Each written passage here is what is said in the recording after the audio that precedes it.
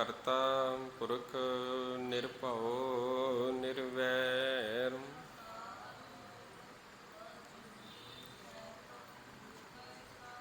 ਇਕ ਓੰਕਾਰ ਸਤਿਨਾਮ ਕਰਤਾ ਪੁਰਖ ਨਿਰਭਉ ਨਿਰਵੈਰ।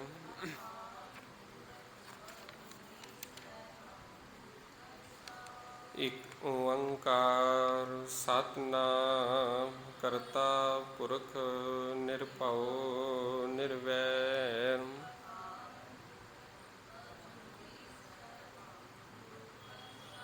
ਵਾਹਿਗੁਰੂ ਵਾਹਿਗੁਰੂ ਵਾਹਿਗੁਰੂ। ਵਾਹਿਗੁਰੂ ਜੀ ਕਾ ਖਾਲਸਾ ਵਾਹਿਗੁਰੂ ਜੀ ਕੀ ਫਤਿਹ। ਅੰਗ ਨੰਬਰ 277। ਪੰਜ ਬੰਦ ਆਪਣੇ ਹੋ ਚੁੱਕੇ ਨੇ। ਛੇਵੇਂ ਬੰਦ ਦੀ ਆਪਾਂ ਆਰੰਭਤਾ ਕਰਨੀ ਹੈ। ਕਬਹੂ ਨਿਰਤ ਕਰੈ ਬਹੁ ਭਾਂਤ, ਕਬਹੂ ਸੋਈ ਰਹੈ ਦਿਨ ਰਾਤ, ਕਬਹੂ ਮਹ ਕ੍ਰੋਧ ਬਿਕਰਾਲ, ਕਬਹੂ ਸਰਬ ਕੀ ਹੋਤ ਰਵਾਲ, ਕਬਹੂ ਨਿਰਤ ਕਰੈ ਬਹੁ ਭਾਂਤ, ਕਬਹੂ ਸੋਈ ਰਹੈ ਦਿਨ ਰਾਤ, ਕਬਹੂ ਮਹ ਕ੍ਰੋਧ ਬਿਕਰਾਲ, ਕਬਹੂ ਸਰਬ ਕੀ ਹੋਤ ਰਵਾਲ, ਕਬਹੂ ਨਿਰਤ ਕਰੈ ਬਹੁ ਭਾਂਤ। ਭਾਂਤ ਦਾ ਅਰਥ ਬਹੁਤ ਤਰੀਕਿਆਂ ਨਾਲ, ਅਨੇਕਾਂ ਭਾਂਤਾਂ ਦੇ, ਅਨੇਕਾਂ ਤਰੀਕਿਆਂ ਨਾਲ। ਨਿਰਤ ਦਾ ਅਰਥ ਹੈ ਨਾਚ ਕਰਨਾ। ਉਹ ਮਾਲਕ ਪਰਮਾਤਮਾ ਇਸ ਸੰਸਾਰ ਦੇ ਅੰਦਰ ਅਨੇਕਾਂ ਤਰੀਕਿਆਂ ਦੇ ਜੋ ਨਾਚ ਹੈ ਉਹ ਨੱਚ ਰਿਹਾ। ਕਬਹੂ ਸੋਏ ਰਹੇ ਦਿਨ ਰਾਤ, ਕਦੇ ਤੇ ਕਿਸੇ ਰੂਪ ਦੇ ਵਿੱਚ ਉਹ ਸੁੱਤਾ ਰਹਿੰਦਾ ਤੇ ਦਿਨ ਤੇ ਰਾਤ ਉਹ ਸੁੱਤਾ ਹੀ ਰਹਿੰਦਾ। ਕਬਹੂ ਮਹਾ ਕ੍ਰੋਧ ਬਿਕਰਾਲ, ਤੇ ਕਦੇ ਜਿਹੜਾ ਉਹਦਾ ਰੂਪ ਹੈ ਉਹ ਇੰਨੇ ਕ੍ਰੋਧ ਵਾਲਾ ਡਰਾਉਣਾ ਜਿਹਾ ਬਣ ਜਾਂਦਾ ਵੀ ਉਹਦੇ ਵੱਲ ਵੇਖ ਕੇ ਡਰ ਜਿਹਾ ਲੱਗਦਾ। ਅਸੀਂ ਕਹਿੰਦੇ ਹਾਂ ਵੀ ਸਾਰਿਆਂ ਦੇ ਵਿੱਚ ਪਰਮਾਤਮਾ ਹੈ, ਤੇ ਕਿਸੇ ਰੂਪ ਦੇ ਵਿੱਚ ਉਹ ਇੰਨਾ ਕੁ ਡਰਾਉਣਾ ਆਪਣਾ ਰੂਪ ਬਣਾ ਲੈਂਦਾ ਕ੍ਰੋਧ ਦੇ ਨਾਲ। ਕ੍ਰੋਧ ਦਾ ਅਰਥ ਗੁੱਸਾ। ਮਨੁੱਖ ਕ੍ਰੋਧ ਦੇ ਨਾਲ ਇੰਨਾ ਕੁ ਲਾਲ ਪੀਲਾ ਹੋ ਜਾਂਦਾ ਵੀ ਉਹਦੇ ਵੱਲ ਵੇਖ ਕੇ ਬੰਦੇ ਵੀ ਡਰਦੇ ਨੇ। ਕਬਹੂ ਸਰਬ ਕੀ ਹੋਤ ਰਵਾਲ, ਤੇ ਰਵਾਲ ਦਾ ਜਿਹੜਾ ਅਰਥ ਹੈ ਚਰਨ ਧੂੜ। ਇੱਕ ਪਾਸੇ ਤੇ ਇੰਨਾ ਕ੍ਰੋਧ ਦੇ ਵਿੱਚ ਭਰਿਆ ਹੋਇਆ, ਲੋਕ ਉਹਦੇ ਤੋਂ ਡਰਦੇ ਪਏ ਨੇ, ਤੇ ਦੂਜੇ ਪਾਸੇ ਸਤਿਗੁਰੂ ਜੀ ਕਿਰਪਾ ਕਰਦੇ ਤੇ ਕਈਆਂ ਦੇ ਵਿੱਚ ਕਬਹੂ ਸਰਬ ਕੀ ਹੋਤ ਰਵਾਲ, ਸਾਰਿਆਂ ਦੇ ਚਰਨਾਂ ਦੀ ਧੂੜ ਬਣ ਜਾਂਦਾ ਹੈ। ਭਾਵ ਨਿਮਰਤਾ ਦੇ ਵਿੱਚ ਆ ਜਾਂਦਾ। ਇੰਨੀ ਕੁ ਨਿਮਰਤਾ ਦੇ ਵਿੱਚ ਇੰਨਾ ਕੁ ਸੁਭਾਅ ਨੂੰ ਠੰਡਾ ਕਰ ਲੈਂਦਾ ਹੈ ਵੀ ਮਨੁੱਖ ਕਹਿੰਦਾ ਵੀ ਇਹਦੇ ਤੋਂ ਮਿੱਠਾ ਕੋਈ ਹੋ ਹੀ ਨਹੀਂ ਸਕਦਾ, ਇਹਦੇ ਤੋਂ ਨਰਮ ਦਿਲ, ਇਹਦੇ ਤੋਂ ਚੰਗੇ ਸੁਭਾਅ ਵਾਲਾ ਕੋਈ ਨਹੀਂ ਹੈ। ਕਬਹੂ ਹੋਈ ਬਹਿ ਵੱਡ ਰਾਜਾ, ਕਬਹੂ ਭਿਖਾਰੀ ਨੀਚ ਕਾ ਸਾਜਾ, ਕਦੇ ਤੇ ਇਹ ਰਾਜੇ ਦੇ ਰੂਪ ਦੇ ਵਿੱਚ ਵੇਖਦਾ, ਰਾਜਾ ਬਣ ਕੇ ਬਹਿ ਜਾਂਦਾ ਹੈ। ਕਬਹੂ ਭਿਖਾਰੀ ਨੀਚ ਕਾ ਸਾਜਾ, ਤੇ ਕਈ ਵਾਰੀ ਇਹ ਆਪਣਾ ਜਿਹੜਾ ਸਾਂਗ ਹੈ ਉਹ ਭਿਖਾਰੀਆਂ ਦੇ ਵੀ ਬਿਲਕੁਲ ਨੀਚ ਜਾਤ ਦੇ ਜਿਹੜੇ ਭਿਖਾਰੀ ਨੇ ਉਹਨਾਂ ਦਾ ਬਣਾ ਲੈਂਦਾ ਹੈ। ਕਦੇ ਰਾਜਾ ਬਣ ਕੇ ਬਹਿ ਰਿਹਾ, ਤੇ ਕਈ ਵਾਰੀ ਇਹ ਸੰਗ ਆਪਣੇ ਭਿਖਾਰੀਆਂ ਵਾਲਾ ਵੀ ਭਿਖਾਰੀ ਰੂਪ ਦੇ ਵਿੱਚ ਜਿਹੜਾ ਨੀਵਿਆਂ ਦਾ ਉਹ ਬਣ ਕੇ ਬਹਿ ਜਾਂਦਾ। ਕਬਹੂ ਅਪਕਿਰਤ ਮੈਂ ਆਵੈ, ਕਬਹੂ ਭਲਾ ਭਲਾ ਕਹਾਵੈ। ਅਪਕਿਰਤ ਦਾ ਅਰਥ ਹੈ ਬਦਨਾਮੀ, ਮਾੜੇ ਕਰਮ। ਤੇ ਕਈਆਂ ਦੇ ਕੋਲੋਂ ਤੇ ਕਈਆਂ ਦੀ ਜਿਹੜੀ ਬਦਨਾਮੀ ਹੋ ਰਹੀ ਹੈ, ਕਈ ਰੂਪ ਦੇ ਵਿੱਚ ਇਹ ਬਦਨਾਮੀ ਕਰਾ ਰਿਹਾ, ਤੇ ਕਬਹੂ ਭਲਾ ਭਲਾ ਕਹਾਵੈ। ਤੇ ਕਈ ਵਾਰੀ ਆਖਦਾ ਵੀ ਇਹਦੇ ਵਰਗਾ ਭਲਾ ਕੋਈ ਵੀ ਨਹੀਂ। ਭਾਵ ਸ਼ੋਭਾ ਕਰਾ ਰਿਹਾ, ਕਿਤੇ ਆਪਣੀ ਵਡਿਆਈ ਕਰਾ ਰਿਹਾ ਤੇ ਕਿਤੇ ਉਹ ਬਦਨਾਮੀ ਹੋ ਰਹੀ ਹੈ। ਜਿਉ ਪ੍ਰਭ ਰਾਖੈ ਤਿਵ ਹੀ ਰਹੈ, ਗੁਰ ਪ੍ਰਸਾਦ ਨਾਨਕ ਸਚ ਕਹੈ। ਜਿਵੇਂ ਹੀ ਉਹ ਮਾਲਕ ਪਰਮਾਤਮਾ ਸਾਨੂੰ ਰੱਖ ਰਿਹਾ ਹੈ, ਉਸੇ ਪ੍ਰਕਾਰ ਹੀ ਇਸ ਸੰਸਾਰ ਦੇ ਜੀਵ ਨੇ ਇਸ ਸੰਸਾਰ ਰਹਿ ਰਿਹਾ ਹੈ, ਉਹਦੇ ਹੁਕਮ ਦੇ ਅੰਦਰ ਹੀ ਹੈ। ਗੁਰ ਪ੍ਰਸਾਦ, ਗੁਰੂ ਦੀ ਕਿਰਪਾ ਦੇ ਨਾਲ ਨਾਨਕ ਸੱਚ ਕਹੈ। ਨਾਨਕ ਆਖਦਾ ਵੀ ਉਹ ਮਾਲਕ ਪਰਮਾਤਮਾ, ਉਸ ਨੂੰ ਕੋਈ ਵਿਰਲਾ ਹੀ ਜਿਹੜਾ ਸਿਮਰਦਾ ਹੈ, ਸੱਚ ਨੂੰ ਉਸ ਨੂੰ ਕੋਈ ਵਿਰਲਾ ਹੀ ਜਾਣਦਾ ਹੈ। ਕਬਹੂ ਹੋਈ ਪੰਡਿਤ ਕਰੀ ਬਖਿਆਨ, ਕਬਹੂ ਮੌਨ ਧਾਰੀ ਲਾਵੈ ਧਿਆਨ। ਕਿਤੇ ਤੇ ਇਹ ਪੰਡਿਤ ਦੇ ਰੂਪ ਦੇ ਵਿੱਚ ਇਹ ਵਿਖਿਆਨ ਕਰਦਾ ਪਿਆ, ਵਿਦਵਾਨ ਦਾ ਰੂਪ ਧਾਰਨ ਕੀਤਾ ਹੋਇਆ। ਤੇ ਕਬਹੂ ਮੌਨ ਧਾਰੀ ਲਾਵੈ ਧਿਆਨ, ਤੇ ਕਿਸੇ ਜਗ੍ਹਾ ਦੇ ਉੱਤੇ ਬਿਲਕੁਲ ਹੀ ਮੌਨ ਧਾਰ ਕੇ ਬੈਠਾ ਹੋਇਆ, ਵੀ ਕੁਝ ਵੀ ਨਹੀਂ ਬੋਲਣਾ, ਇਸ ਜ਼ੁਬਾਨ ਦੇ ਉੱਤੋਂ ਕੁਝ ਵੀ ਨਹੀਂ ਬੋਲਣਾ। ਤੇ ਕਿਤੇ ਤੇ ਇਹ ਧਿਆਨ ਟਿਕਾ ਕੇ ਮੌਨਧਾਰੀ ਬਣ ਕੇ ਵੀ ਧਿਆਨ ਟਿਕਾ ਰਿਹਾ, ਤੇ ਕਿਤੇ ਇਹ ਪੰਡਿਤ ਬਣ ਕੇ, ਵਿਖਿਆਨ ਬਣ ਕੇ, ਭਾਵ ਵਿਦਵਾਨ ਬਣ ਕੇ ਵੀ ਇਹ ਵਿਖਿਆਨ ਕਰ ਰਿਹਾ। ਕਬਹੂ ਤਟ ਤੀਰਥ ਇਸ਼ਨਾਨ, ਕਬਹੂ ਸਿੱਧ ਸਾਧਿਕ ਮੁਖ ਗਿਆਨ।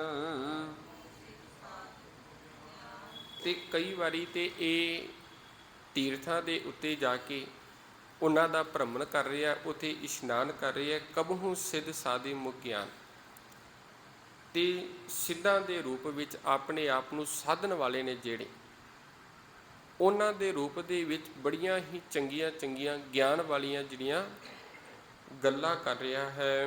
ਕਬਹੂ ਕੀਟ ਹਸਤ ਪਤੰਗ ਹੋਈ ਜੀਆਂ, ਅਨਕ ਜੋਨ ਪਰ ਮਹਿ ਪਰਮਈਆ।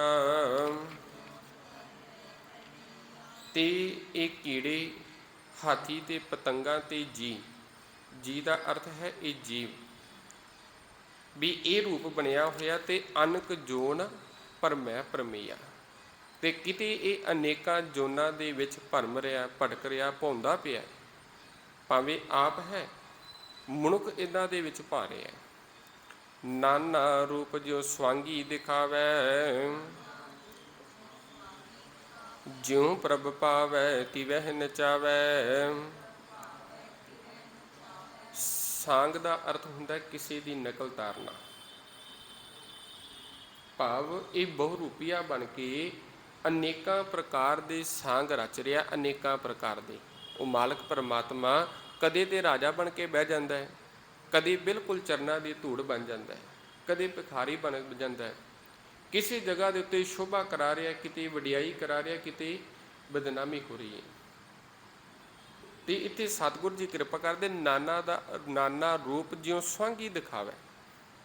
ਅਨੇਕਾਂ ਪ੍ਰਕਾਰ ਦੇ ਇਹ ਸਾਂਗ ਰਚ ਕੇ ਇਸ ਸੰਸਾਰ ਦੇ ਅੰਦਰ ਇਹ ਵਿਚਰ ਰਿਹਾ। ਜਿਉਂ ਪ੍ਰਭ ਭਾਵੈ, ਜਿਵੇਂ ਪ੍ਰਮਾਤਮਾ ਨੂੰ ਚੰਗਾ ਲੱਗਦਾ ਹੈ, ਇਹ ਜੀਵ ਉਸੇ ਪ੍ਰਕਾਰ ਹੀ ਨੱਚ ਰਹੇ ਨੇ। ਤਿਵੈ ਨਚਾਵੈ, ਜੋ ਤਿਸ ਭਾਵੈ ਸੋਈ ਹੋਈ, ਨਾਨਕ ਦੂਜਾ ਵਰ ਨ ਕੋਈ। ਜੋ ਕੁਛ ਉਸ ਪਰਮਾਤਮਾ ਨੂੰ ਭਾ ਰਿਹਾ, ਉਸ ਨੂੰ ਚੰਗਾ ਲੱਗਦਾ, ਉਹੀ ਸੰਸਾਰ ਅੰਦਰ ਹੋ ਰਿਹਾ, ਉਹੀ ਕੁਝ ਹੁੰਦਾ ਹੈ। ਨਾਨਕ ਦੂਜਾ ਅਵਰ ਨਾ ਕੋਈ। ਹੈ ਨਾਨਕ, ਉਸ ਮਾਲਕ ਪਰਮਾਤਮਾ ਵਰਗਾ ਇਸ ਸੰਸਾਰ ਦੇ ਅੰਦਰ ਦੂਜਾ ਹੋਰ ਕੋਈ ਨਹੀਂ। ਕਬਹੂ ਸਾਧ ਸੰਗਤ ਇਹ ਪਾਵੈ, ਉਸ ਸਥਾਨ ਤੇ ਬਹੁਰ ਨ ਆਵੈ। ਤੇ ਕਿਤੇ ਇਹ ਗੁਰੂ ਦੀ ਸੰਗਤ ਦੇ ਵਿੱਚ, ਸਾਧ ਜਨਾਂ ਦੀ ਸੰਗਤ ਦੇ ਵਿੱਚ ਜਾ ਕੇ ਇਹ ਪੈ ਜਾਂਦਾ ਹੈ ਜੀਵ। ਉਹਦੀ ਸੰਗਤ ਦੇ ਵਿੱਚ, ਗੁਰੂ ਦੀ ਸੰਗਤ, ਸਾਧੂ ਦੀ ਸੰਗਤ ਦੇ ਭਾਵ ਭਲਿਆਂ ਦੀ ਤੁਸੀਂ ਕਹਿ ਲਵੋ, ਭਲੇ ਪੁਰਸ਼ਾਂ ਦੀ ਸੰਗਤ ਦੇ ਵਿੱਚ ਪੈ ਜਾਂਦਾ, ਉਸ ਸਥਾਨ ਤੇ ਬਹੁਰ ਨਾ ਆਵੇ। ਤੇ ਫਿਰ ਉਸ ਸਥਾਨ ਦੇ ਉੱਪਰੋਂ ਇਹ ਦੁਬਾਰਾ ਵਾਪਸ ਆਉਣਾ ਨਹੀਂ ਚਾਹੁੰਦਾ। ਉਸ ਸਥਾਨ ਤੇ ਸਤ ਸੰਗਤ ਅਸਥਾਨ ਤੋਂ ਇਹ ਪਰਤਦਾ ਨਹੀਂ, ਉਥੋਂ ਇਹ ਆਉਣਾ ਨਹੀਂ ਚਾਹੁੰਦਾ। ਕਿਉਂ? ਅੰਤਰ ਹੋਈ ਗਿਆਨ ਪ੍ਰਗਾਸ, ਉਸ ਸਥਾਨ ਕਾ ਨਹੀਂ ਵਿਨਾਸ਼। ਕਿਉਂਕਿ ਗੁਰੂ ਦੀ ਸੰਗਤ, ਭਲਿਆਂ ਦੀ ਸੰਗਤ ਦੇ ਵਿੱਚ ਬੈਠੇ ਹਾਂ। ਅੰਤਰ ਦਾ ਅਰਥ ਹੈ ਅੰਦਰੋਂ। ਅੰਦਰੋਂ ਮਾਲਕ ਪਰਮਾਤਮਾ ਦੇ ਗਿਆਨ ਦਾ ਚਾਨਣ ਹੁੰਦਾ, ਪ੍ਰਕਾਸ਼ ਹੁੰਦਾ। ਉਸ ਸਥਾਨ ਕਾ ਨਹੀਂ ਵਿਨਾਸ਼। ਤੇ ਜਿਸ ਹਿਰਦੇ ਰੂਪੀ ਘਰ ਦੇ ਵਿੱਚ ਉਸ ਮਾਲਕ ਪਰਮਾਤਮਾ ਦੇ ਗਿਆਨ ਦਾ ਪ੍ਰਕਾਸ਼ ਹੋ ਗਿਆ ਵੀ ਉਹ ਨਾਸ਼ ਕਦੇ ਵੀ ਹੋਣ ਵਾਲਾ ਨਹੀਂ, ਉਹ ਕਦੇ ਵੀ ਨਾਸ਼ ਨਹੀਂ ਹੋਵੇਗਾ। ਮਨ ਤਨ ਨਾਮ ਰਤੇ ਇਕ ਰੰਗ, ਸਦਾ ਬਸੈ ਪਾਰ ਬ੍ਰਹਮ ਕੈ ਸੰਗ। ਫਿਰ ਉਸ ਦਾ ਮਨ ਤਨ ਪਰਮਾਤਮਾ ਦੇ ਨਾਮ ਦੇ ਵਿੱਚ ਰੰਗਿਆ ਰਹਿੰਦਾ ਹੈ, ਪਰਮਾਤਮਾ ਦੇ ਨਾਮ ਵਿੱਚ ਭਿੱਜ ਜਾਂਦਾ ਹੈ।